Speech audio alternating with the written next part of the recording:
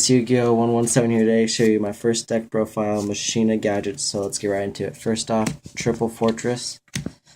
I like having three of these guys because I use them really quickly. Some people use two, but I like spamming sevens, so I like playing three.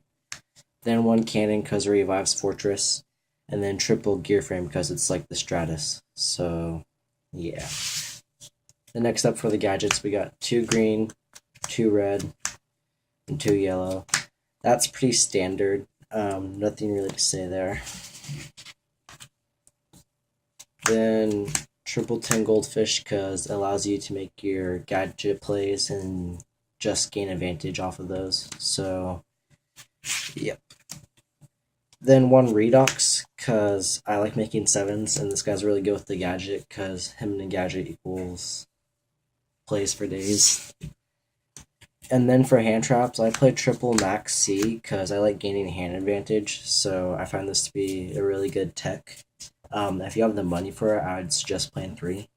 And then I play double Trigodia. A lot of you guys probably disagree with this, but if you guys have ever played Machina, you know that you gain advantage like crazy because of the gadgets. And with 10 Goldfish and Giga Giant X, you gain a lot of hand advantage. So basically, you can like have 5, 6 in hand, and then like two back row, and then when you drop Trag at 3,000, your opponent's like, I don't know what to do. And he's really cool too because he can steal your opponent's monsters, and you can target him to make him 4 or 7, and allow you to make more plays. So I'd suggest playing Treg in this deck. Trust me, guys, it is so good. It's better than double summon, Call of the Haunted, anything, or Kaji de Kaji, because he just allows for more plays. So I'd play that. That's it for the monster count. Then for the spells, I played Double Pod. It's good early game, but late game, this card sucks when you're trying to go off. So that's why I only play two. Then you play Triple MST, because MST just pops your opponent's back row, and I find it completely necessary right now. And then I played Double Smashing Ground and one Dark Hole. Okay, this is like 2010 style right here, guys, but the reason for double smashing is because the Machina, a lot of guys underestimate this card, but when you got a 2500 beater on the field and a gadget, that can be about 3,800 on average. So when you can get rid of your opponent's monster and then attack for that much, it's literally game, or getting rid of problematic cards. This just allows you to go off even more. And like, for example, maybe I don't have to waste a token from my Draco sack, and so I can just play Smashing Ground. So I like playing the two Smashing Ground and the one Dark Hole because Dark Hole has no cost and destroys multiple monsters, and Smashing Ground because I can get rid of pesky monsters.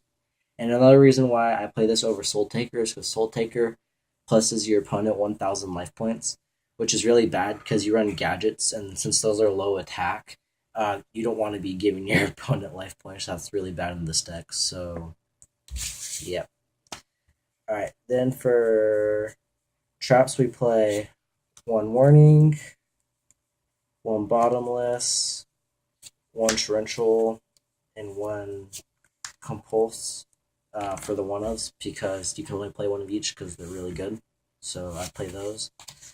Then next up, I play double Fiendish Chain because I like negating monster effects. 3 is alright, but it's a little cloggy, so I only like 2.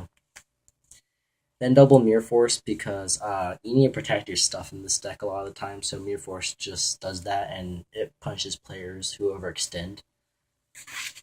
Bad players. And then double Deep Prison because even though it's a 1-for-1, getting rid of Zinmains or Draco Sack is a big problem at times. So being able to have Dimensional Prison is a huge help for that, and also the new card Silent Honor Arc. If you guys don't know what that does, I'll just explain it later, but basically this card gets rid of that. So for that reason, you play double Deep Prison. Alright, so that's it for the main 40, of course.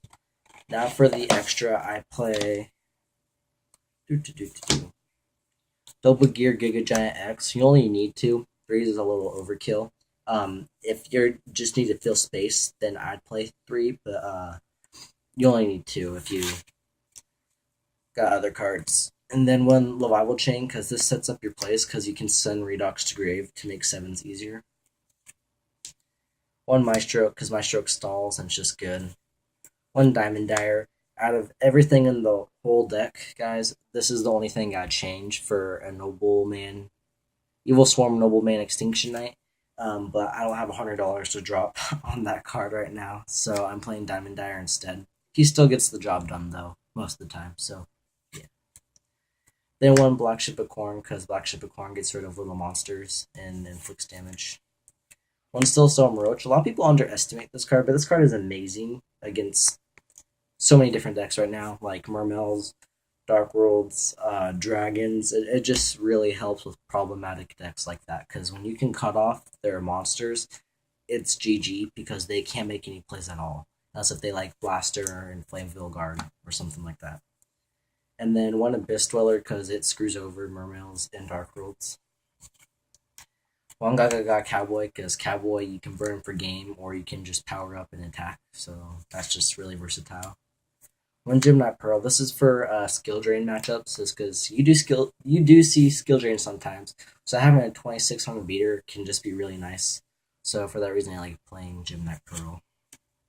Then one Evil Swarm Ouroboros because it's really easy to get 3 level 4s on the field in this deck.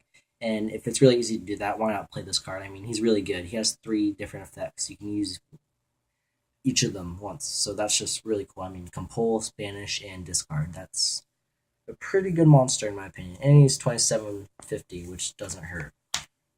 Then one Silent Honor Arc. Oh, I'm so glad I picked this guy up for like literally $2 in cash and then just a bunch of store credit. He's gone up even more now. I think he's like at 40. But if you guys don't know what this card does, it's released from the new set. And you can detach 2 to take control of opponent's monster and attach it to this guy's material. And then this guy can't be destroyed if he has material. Instead, you can detach that material. But that monster has to be special something that you attach to him. So basically, like if your opponent has an Exceed like Maestroke with Maestroke and 2 material, you detach 2 material from this guy and then you gain 3. So then he can't be destroyed 3 times. This will honestly replace Maestroke in the future. I could see potentially playing 2 of these in the extra deck because it's just so good. But it's an expensive card right now, so if you can get your hands on one, do it because I guarantee this card goes up in the future. Then for 7s, I play one Gaia Dragon, the Thunder Charger. I play this over Master of Blades because I like doing piercing damage, and a lot of good players will know that when life points are low for your opponent, they'll just set stuff. But then you can just make this guy and then ram into that and inflict damage, so that's good. Then one Big Guy, First Dead, because Big Guy's just really good. I mean, just steals monsters. And then one Draco Sack, because when you need to stall, destroy stuff, I mean, Draco Sack is just like the best card in the game right now, honestly. So yeah, that's it for 7s. Then you play your 4 tokens. Ta-da. Okay. And then for side, the side is pretty bad, but I don't really focus on side a lot. I mean, it's all right, but you can definitely make this better.